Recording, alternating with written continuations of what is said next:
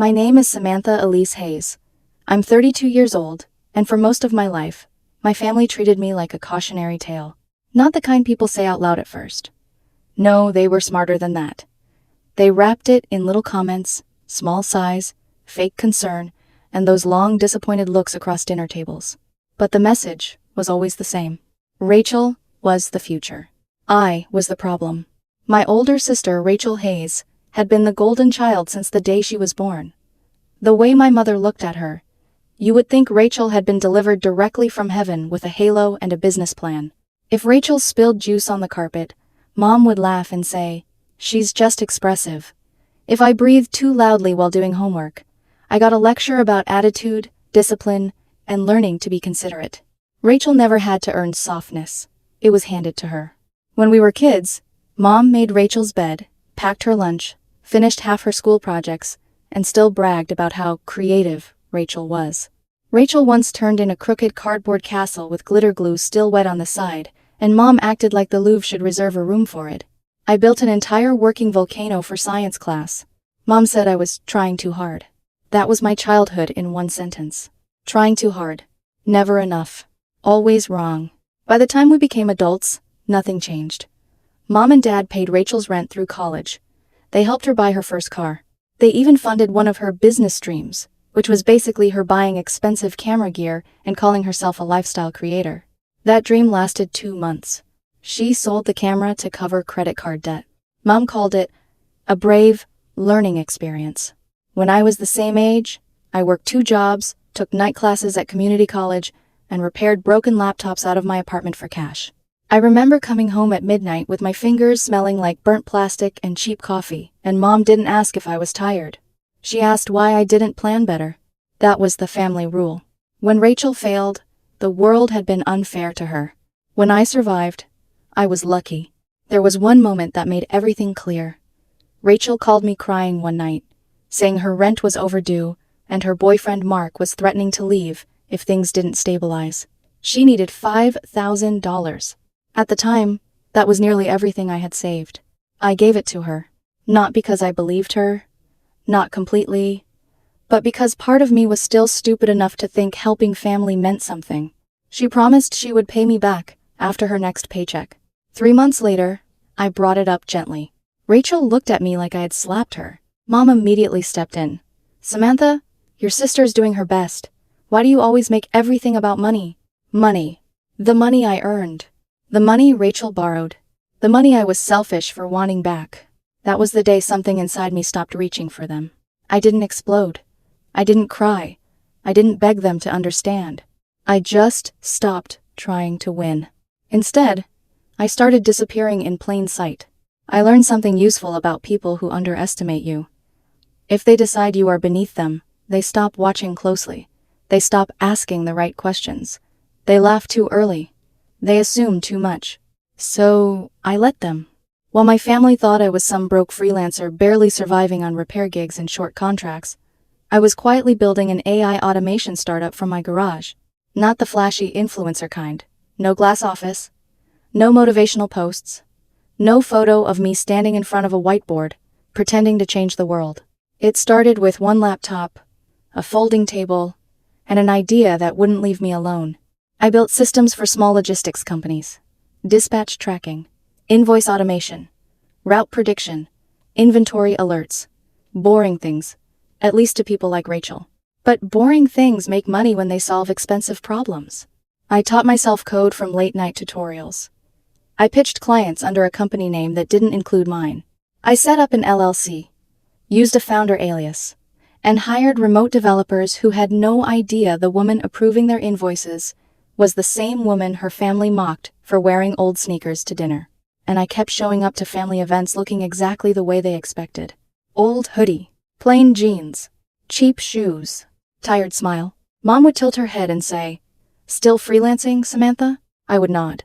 Something like that. Rachel would smirk across the table, usually with Mark sitting beside her, trying not to look embarrassed. "You should really think bigger," she'd say. "You can't patch laptops forever." Mom would glow at her like Rachel had just delivered wisdom from a mountain. "That's what I keep telling her," Mom said once. "She should learn from you." Rachel, who once maxed out 3 credit cards buying designer bags for content photos. Rachel, whose condo deposit came from Dad's retirement account. Rachel, whose independence had a monthly parental subscription. I smiled anyway, because while Rachel talked about success, I was approving contracts worth more than her annual salary under the table. By 30, I had enough money saved to walk away from work forever if I wanted. But I didn't, because by then, it wasn't just about money. It was about seeing how far I could go, while still being invisible to the people who claimed to know me best. My company grew quietly. Clients referred other clients. The platform became sharper, faster, more valuable. Then, acquisition offers started appearing. At first, small ones. Then, serious ones. Then came the number that changed everything. $25 million. I remember staring at the offer in my inbox, the blue glow of my laptop washing over my kitchen at 2:13 inches the morning. Outside, rain tapped against the window. Inside, the apartment was silent except for the hum of the fridge. I should have screamed. I should have called someone. Instead, I laughed. Not because it was funny. Because somewhere across town, my mother probably still thought Rachel was the successful daughter. And I was the one who needed guidance. A few days before signing the deal, Mom invited me to dinner. I almost didn't go, but curiosity won. Rachel was there with Mark, bragging about a possible promotion at work. Mom kept touching Rachel's arm, saying, "I always knew you were meant for big things."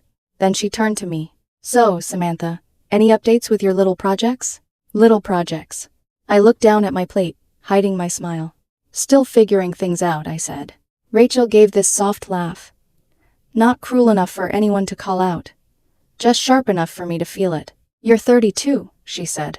"At some point, you need stability." Mark stared into his glass of water, like he wished he could evaporate. Dad gave his usual neutral cough, the one he used whenever he didn't want responsibility for anything happening in front of him. Mom nodded. "Rachel's right. You can't drift forever." I looked at all of them then. My mother, who confused favoritism with love. My father, who treated silence like innocence. My sister, who mistook being carried for being strong. And me, sitting there with a $25 million offer waiting in my inbox. That was when I decided I needed one final test. Not because I didn't know the answer. I did. But sometimes you need proof solid enough to bury the last hopeful part of yourself. So I planned it carefully. Before I signed anything, before the money landed, before the world knew my name, I would give my family one chance to treat me like a human being. Not a success. Not a wallet. Not a failure. Just family. I would tell them I had lost everything, and I would see who opened the door. The next morning, I started the performance. Not dramatic, not desperate, just believable. That was the important part.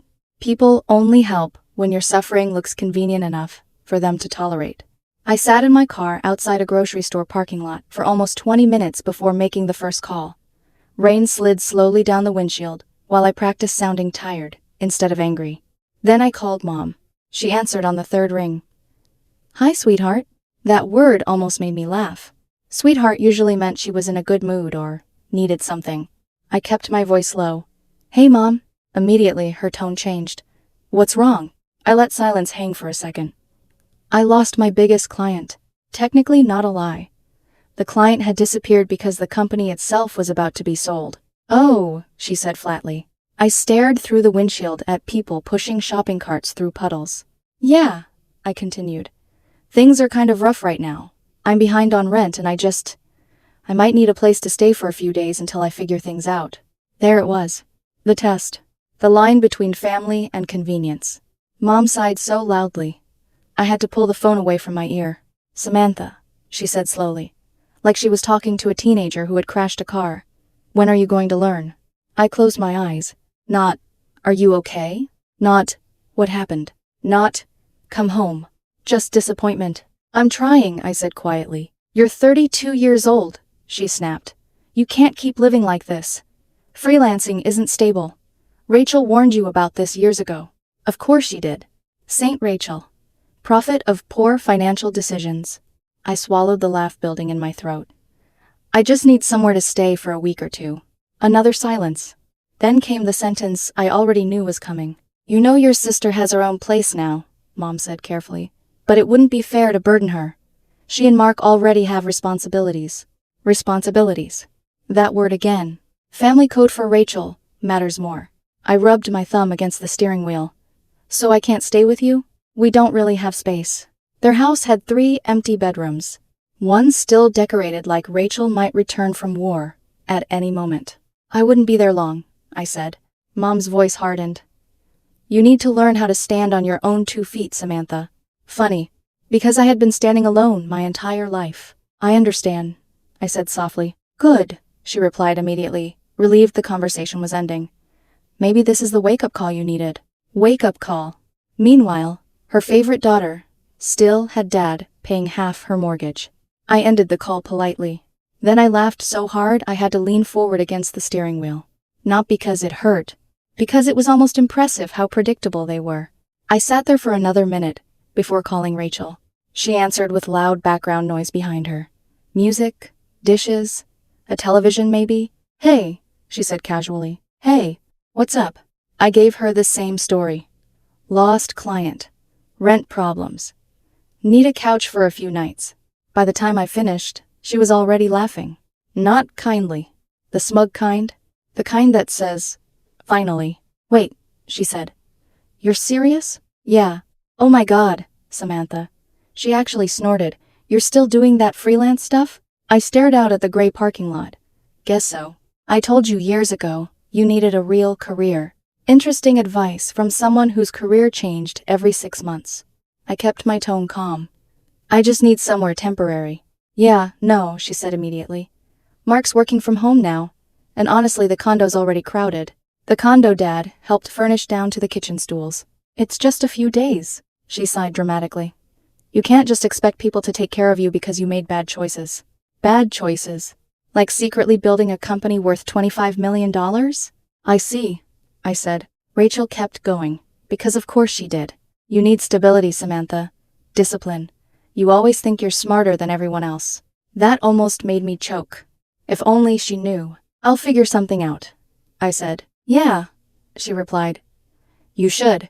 Then, just before hanging up, she added the sentence that finally killed the last microscopic piece of hope I still carried. Maybe this will teach you how real life works. Click. Call ended. I sat motionless afterward, phone still in my hand. Then I looked at my reflection in the dark screen. Tired eyes. Old hoodie. Cheap jacket. The exact image they needed me to be. The failure. The struggling younger sister. The woman who couldn't get her life together. Meanwhile, inside my inbox sat legal documents waiting to finalize one of the biggest moments of my life. And somehow, weirdly, I felt calm, because the test was over. And they failed exactly the way I knew they would. My phone rang again, 10 minutes later. Mom, I answered immediately. Rachel told me everything, she said before I could speak. Translation. Rachel had already rewritten the story to make herself sound wise and me sound pathetic. Mom continued, You can't keep expecting family to rescue you from your mistakes. I looked up at the rain dripping down the windshield. You're right, I said quietly. She paused, thrown off by the lack of argument. You need to face reality, Samantha. Reality. That word again. Reality was my lawyer waiting for my signature on a $25 million acquisition. Reality was that I earned every inch of my success without their help. Reality was that the daughter they mocked had already surpassed every expectation they ever had. But I didn't say any of it. Instead, I whispered, I understand. Good, Mom replied. Maybe this will finally help you grow up. I hung up. Then I opened my laptop. Right there in the car. Rain hitting the roof softly while strangers walked past carrying grocery bags, completely unaware that my entire life was changing inside that vehicle. My lawyer, Carla Mendoza, answered on the first ring. You ready? She asked. I smiled faintly. Yeah. Wire details are confirmed. Escrow finalized. Once you sign, the acquisition closes officially. I glanced at the reflection of myself in the windshield again. Funny. 30 minutes earlier, my family decided I was a burden. Now I was seconds away from becoming a multimillionaire. Send it, I said. Documents appeared. Pages of legal language. Transfer agreements. Equity terms. Final confirmation. My trackpad clicked softly while I signed each page electronically. Click, click, click. Every signature felt quieter than the lectures my family had given me for years. By the final document, my hands weren't shaking anymore. I felt strangely empty. Not sad. Not triumphant. Just done. Carla's voice came through the speaker. Congratulations, Samantha. I leaned back slowly in the driver's seat. That's it? That's it, she confirmed. As of 30 seconds ago, you officially sold Hayes Automation Systems for $25 million. Hayes.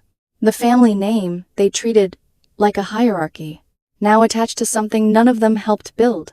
I stared out at the rain again. People moved normally outside. Cars passed. Someone laughed nearby. The world kept spinning. Meanwhile, my entire life split into before and after. Carla must have sensed the silence, because she asked carefully, "How are you feeling?" I thought about Mom refusing me a couch. Rachel laughing at me. Years of being treated like the backup child. Then I answered honestly. Peaceful. That surprised even me. Because I expected anger. Revenge. Vindication. But instead, all I felt was relief. Like I had finally stopped auditioning for love I was never going to receive. Carla cleared her throat lightly. You know, most people celebrate after a deal like this. I will. How? I looked at the city lights beginning to glow through the rain.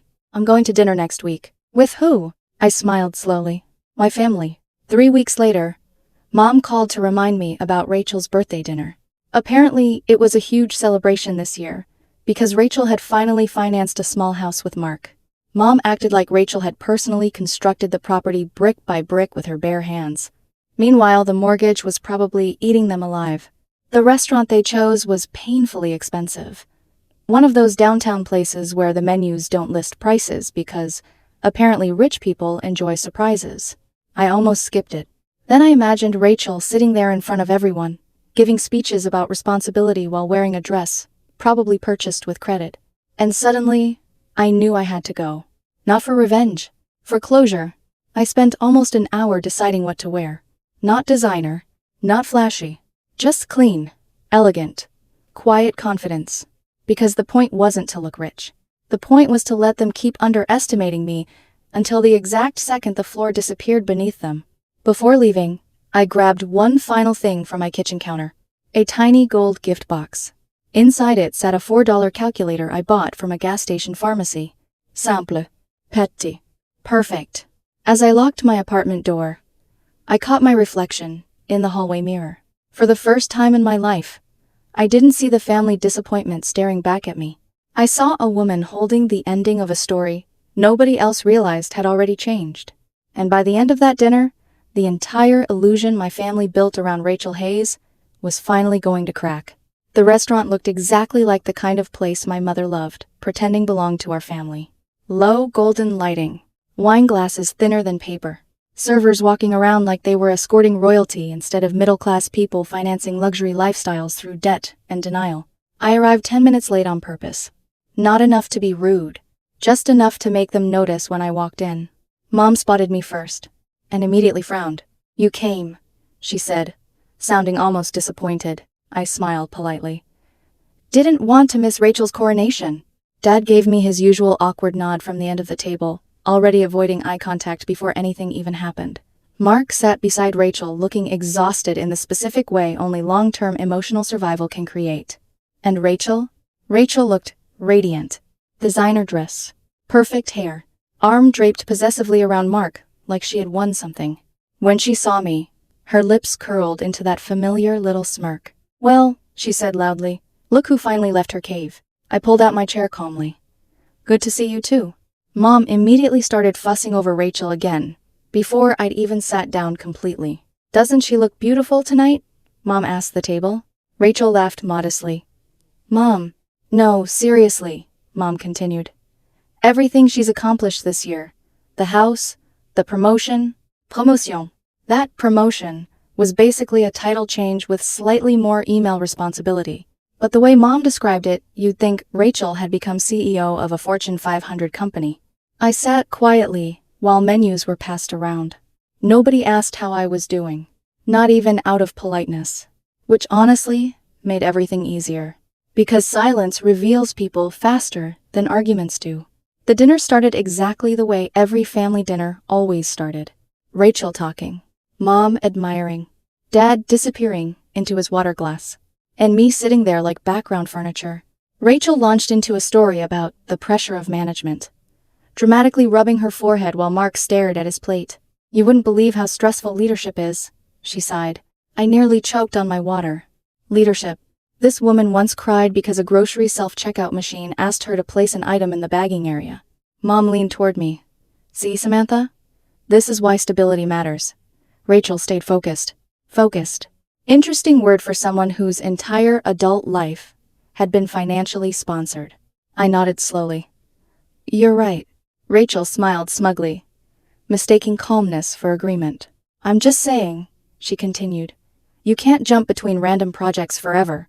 At some point, real adults need structure. Real adults. The irony almost physically hurt. Mark finally spoke for the first time all evening. Samantha's always been smart, he said carefully. Rachel immediately cut him off with a laugh. Being smart doesn't matter if you don't apply yourself. There it was again. The assumption. The certainty that she had somehow won life, while I wandered aimlessly behind her. And the craziest part? She genuinely believed it. Mom reached over and squeezed Rachel's hand affectionately. I'm proud of you every single day. Dad nodded quietly. You've done well, honey. I watched them all carefully then. The choreography of favoritism. The rhythm they had perfected over decades. Rachel performed success. Mom applauded. Dad stayed neutral enough to avoid guilt. And me? I existed so Rachel could feel superior by comparison. Except tonight. None of them realized they were performing on a stage that had already collapsed. Halfway through dinner, Mom finally acknowledged me again. So Samantha? She asked, swirling wine dramatically. What exactly are you doing these days? The table went quiet. Not curious quiet. Judgment quiet. I sipped my water slowly, keeping busy. Rachel snorted softly. With what? Tech stuff. Mom sighed immediately. That's not an answer. I smiled faintly. It pays the bills. Rachel leaned back confidently. You know what your problem is? You always think small. I looked at her. The woman whose parents helped with her mortgage. Whose husband looked emotionally exhausted. Whose career existed mostly because people around her cleaned up her mistakes. And she thought I was thinking small. Maybe, I said calmly. She nodded like a mentor addressing a struggling student. You need long-term vision. That nearly broke me. I bit the inside of my cheek to stop myself from laughing out loud. Because sitting in my inbox at that exact moment were enough funds to buy every building visible from the restaurant windows. The waitress arrived with dessert then. A giant elaborate cake covered in gold flakes, because apparently subtlety had died. Everyone clapped, while Rachel smiled dramatically, like she'd just accepted an Oscar. Mom actually wiped tears from her eyes. I sat there quietly, feeling strangely detached from the entire scene. Like I was watching actors perform a play I had already outgrown. Then came the perfect moment. As the plates were cleared away, I reached beside my chair and placed the small gold-wrapped gift box in front of Rachel. This is for you, I said. Rachel raised an eyebrow. Oh? Mom looked suspicious already, probably expecting me to embarrass the family simply by existing. Rachel unwrapped the box slowly, then blinked. Inside sat the cheap calculator. Silence. Dad frowned in confusion. Mark covered his mouth instantly because he realized exactly what was happening. Mom's face drained of color. Rachel stared at the calculator like it might explain itself. A calculator? She asked carefully. I nodded. You'll probably need it more than I do. Mark coughed violently into his napkin, trying not to laugh. Rachel forced a smile. Okay, weird joke. Then I leaned back in my chair and delivered the sentence that changed everything. I sold my company 2 weeks ago. Rachel blinked. Mom frowned. What? I spoke casually. $25 million acquisition. AI automation platform. The entire table froze. Not metaphorically. Actually froze. Dad stopped mid-bite. Mom stared at me without blinking. Rachel's smile collapsed slowly, like glass cracking under pressure. What? She repeated. 25 million, I said calmly. Closed the deal 2 weeks ago. The silence after that felt unreal. Restaurant noise continued around us. Glasses clinked. People laughed nearby. A server walked past carrying wine. But at our table? Everything died. Rachel laughed first. Too loudly. Too fast. The kind of laugh people use when panic arrives before logic. You're lying. Nope. That's impossible. I shrugged slightly. Apparently not. Mom looked physically disoriented. Samantha, what company? An AI automation startup. Dad finally spoke. You built a company? Yeah. When? Over the last several years. Mom's face twisted like reality itself had insulted her. Rachel leaned forward suddenly. No, this is bullshit. You don't even have a real job. I tilted my head slightly. Guess I did. That's when the meltdown started. Rachel shoved her chair backward violently enough that nearby tables turned to look. This isn't funny. I know, I replied calmly. It's pretty profitable though. 25 million? She shouted. Doing what? Sitting in coffee shops with your stupid laptop? I smiled faintly. Basically. Mom grabbed Rachel's arm immediately. Rachel, lower your voice. But it was too late. The switch had flipped. Rachel looked around the restaurant wildly, breathing harder now. I did everything right, she snapped. I got the degree. I worked hard. I bought a house. With Dad's money helping, Mark muttered quietly, before he could stop himself. Rachel whipped toward him. Whose side are you on? Mark immediately looked exhausted with himself. I stayed perfectly calm, and I think that made her angrier than anything. Because people like Rachel can survive being hated. What destroys them is being pitied. You don't deserve that kind of money, she hissed. There it was. Not congratulations. Not pride. Entitlement. Pure entitlement. I folded my hands together on the table. Interesting thing to say. Rachel's face reddened. You probably stole someone's idea. Mom nodded immediately. There's no way this happened honestly. I almost admired how fast they adapted reality to protect their ego. Rachel suddenly pointed at me with shaking fingers. You owe this family. I blinked once. Excuse me? You heard me, she snapped. You wouldn't even be here without us. Mark stared at her in disbelief. Dad looked like he wanted the floor to swallow him alive. Rachel continued spiraling. You should help us. That money belongs to family too. There it was. The real reason behind every relationship they ever maintained. Access. Control. Benefit. I looked at Rachel quietly for several seconds. Then I asked the question that shattered her composure completely. How much were you planning to ask for before you even congratulated me? Her face changed instantly. Caught. Mom jumped in immediately. Samantha, don't be cruel. Cruel. Interesting choice of word after refusing me a couch 3 weeks earlier. Rachel slammed both hands onto the table hard enough to rattle silverware. You think you're better than me now? No, I said softly. And that answer confused her more than anger would have. Because the truth was simpler. I didn't think I was better than Rachel. I just finally saw her clearly. She grabbed the calculator suddenly and threw it across the restaurant floor. Gasps erupted nearby. The calculator bounced under another table. Then Rachel did the one thing absolutely nobody expected. She punched the wall beside our booth. Hard. The sound cracked through the restaurant like a gunshot. Several people screamed. Mom stood instantly. Rachel! But Rachel was gone now. Fully unraveling. Tears in her eyes. Facered. Breathing unevenly. It's not fair, she shouted. Every head in the restaurant turned toward us. And somehow, through all the chaos, I felt completely calm. Because for the first time in our entire lives, Rachel couldn't hide behind the fantasy anymore. The successful daughter. The responsible one. The future of the family. All of it had shattered in under 60 seconds. And deep down, she knew it. Rachel pointed at me again, voice cracking now. You stole my future. The restaurant fell silent. Even Mom stopped moving. I stared at Rachel carefully. Then I stood up slowly, picked up my coat, and said the quietest sentence I had ever spoken to my family. You raised me to survive without you. I looked directly at Mom. Looks like I learned. Then I walked away. Behind me, Rachel screamed my name loud enough to shake the glass doors. But for the first time in my life, I didn't stop walking. Outside the restaurant, cold night air hit my face like freedom. Behind the glass doors, I could still hear Rachel screaming. Mom shouting. Dad trying to calm everyone down in that useless passive voice he always used when things became real. I didn't look back. Not once. The city lights reflected off the wet sidewalk, while I walked toward my car slowly, hands in my coat pockets, heartbeat steady.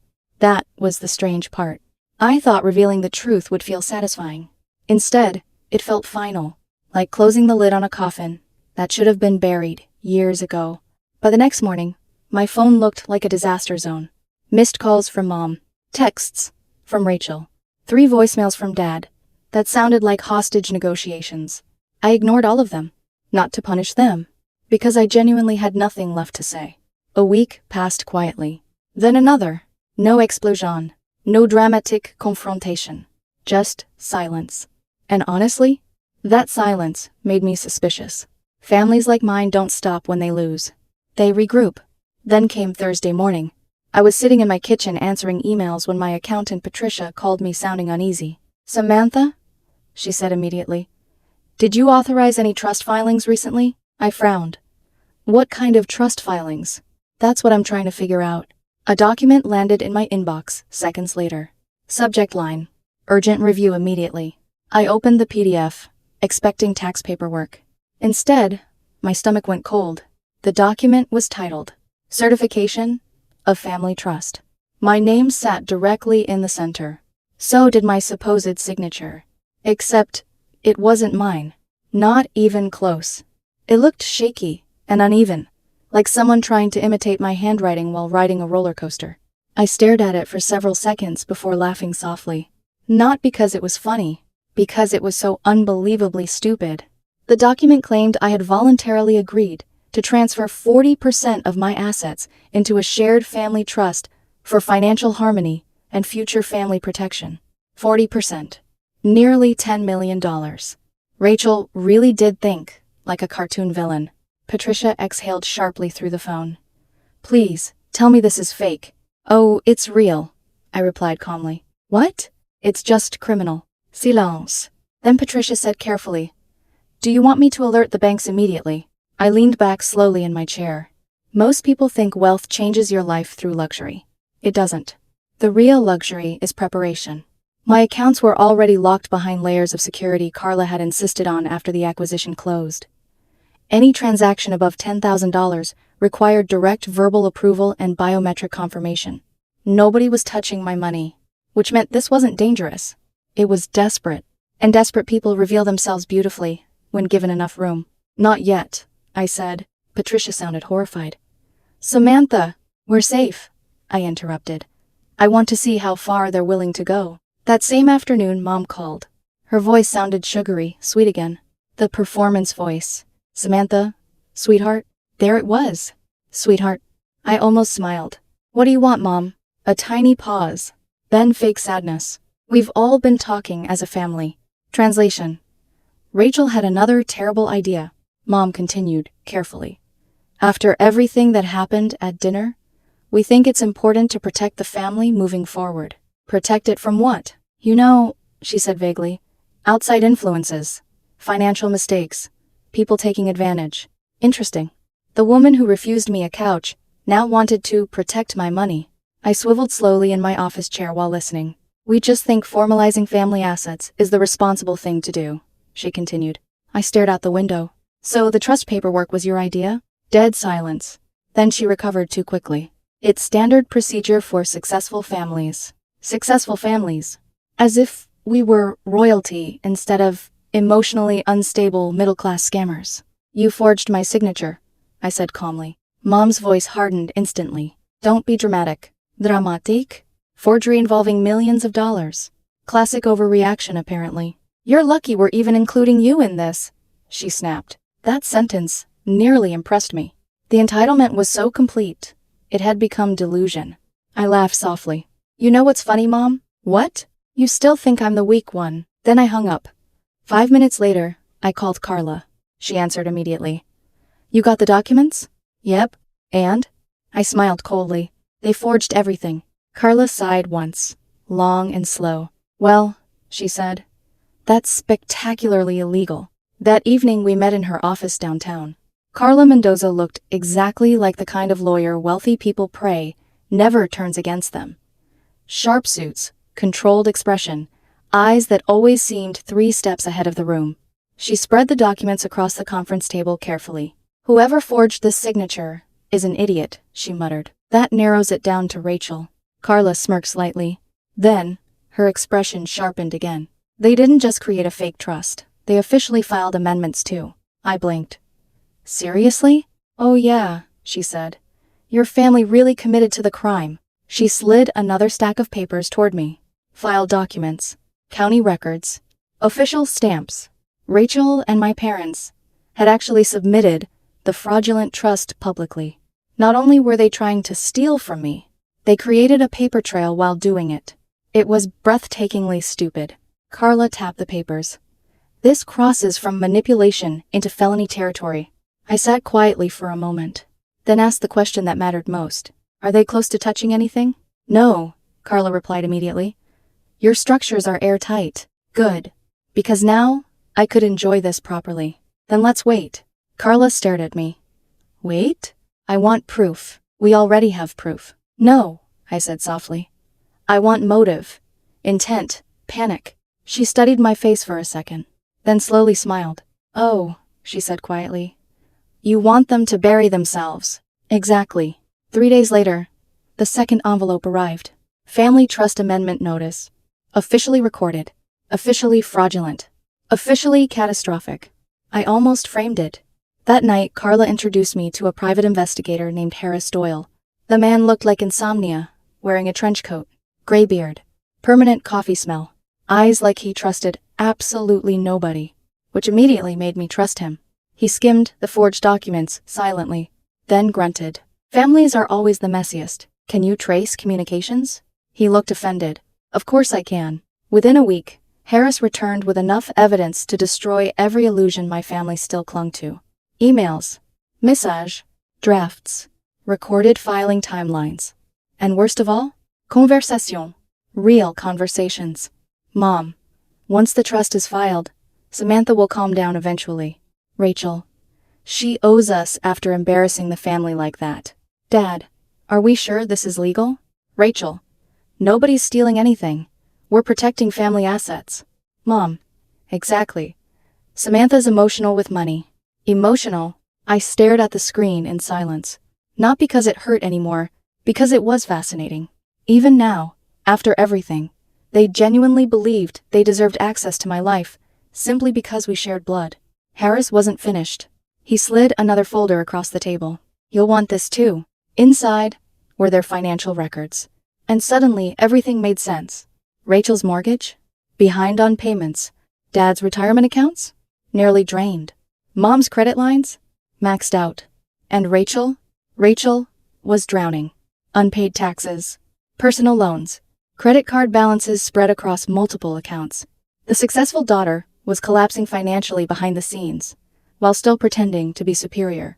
Carla looked through the records slowly, then leaned back in her chair. They're desperate. No, I corrected quietly. They're entitled. That was the real disease. They didn't think they were stealing. They thought they were reclaiming access to something they believed should belong to them. And honestly, that mindset was more dangerous than greed. Because greedy people know they're wrong. Entitled people think they're righteous. Over the next several days, Carla built the case carefully. Forgery analysis.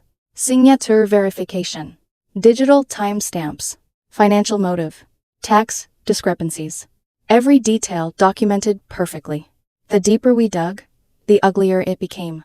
Even the notary seal used on the trust paperwork had problems.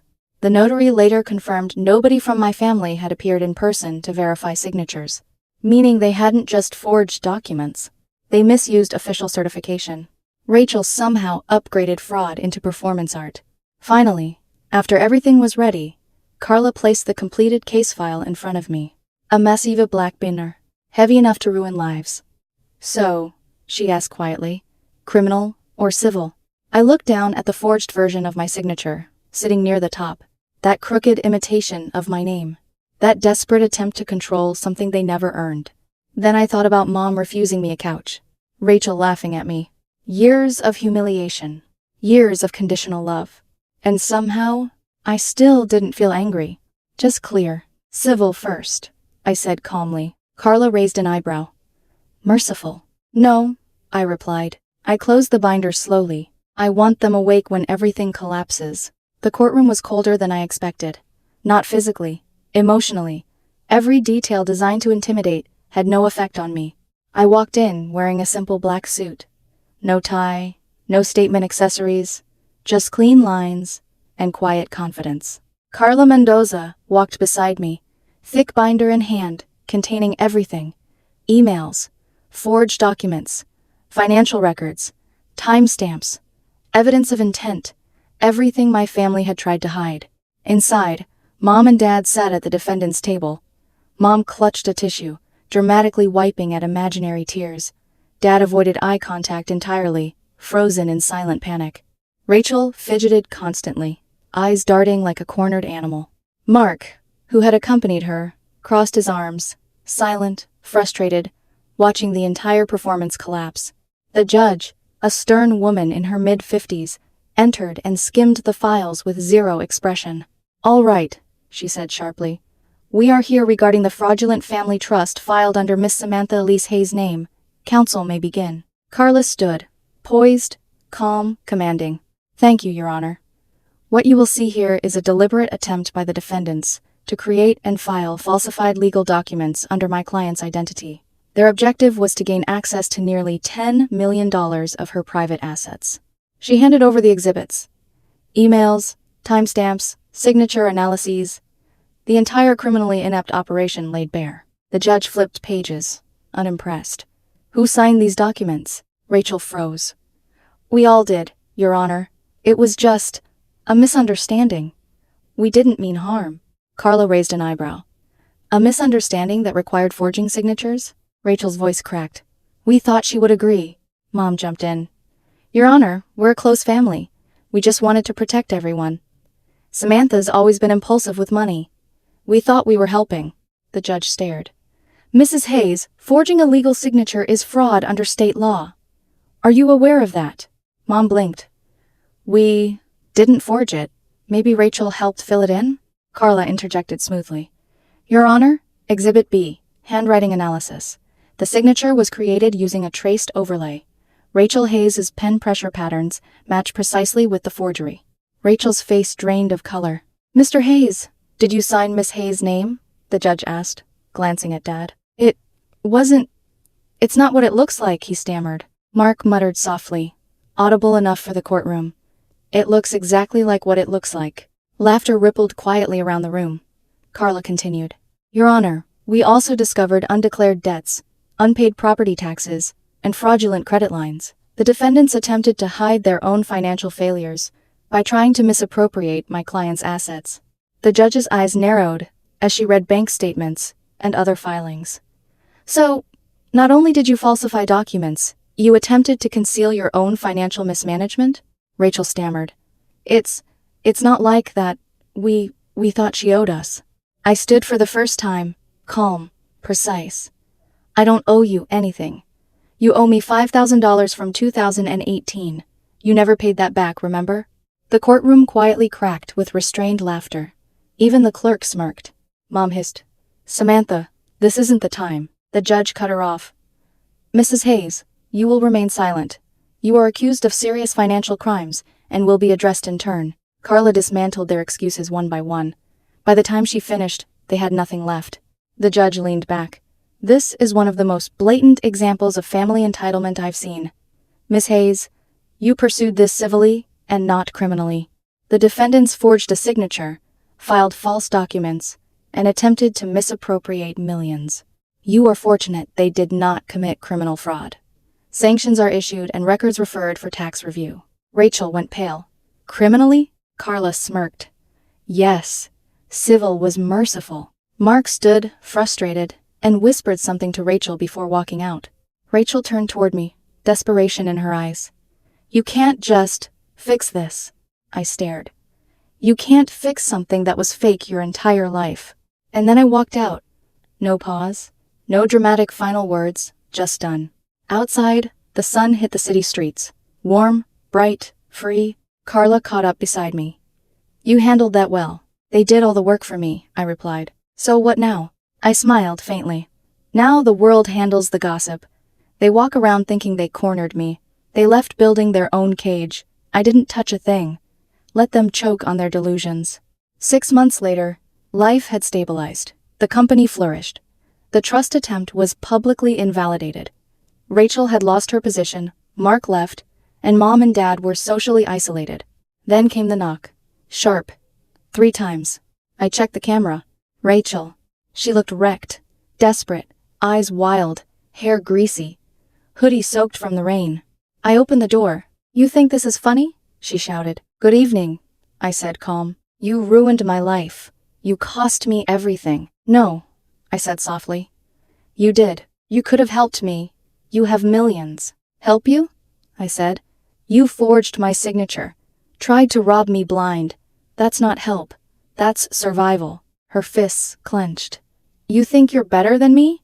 You just got lucky." I stepped forward, voice firm. "You had everything. Chances, people, help. And you burned it all yourself." She glared. "Mom and Dad will never forgive you." "Good," I said. "Means I finally did something right." Her shoulders slumped. "You don't get it. I have nothing left." "You had everything," I repeated quietly, coldly. "And you still failed. Now get out." She hesitated, then muttered, I'll leave." I closed the door, locked it, stood there, let the silence settle. Not anger, not revenge. Peace. Cold, clear, overdue peace. I brewed coffee, sat by the window, and watched the city lights flicker. Somewhere out there, Rachel blamed the world again. But it was no longer my problem. I had survived without them. I owed them nothing. For the first time, I could truly breathe.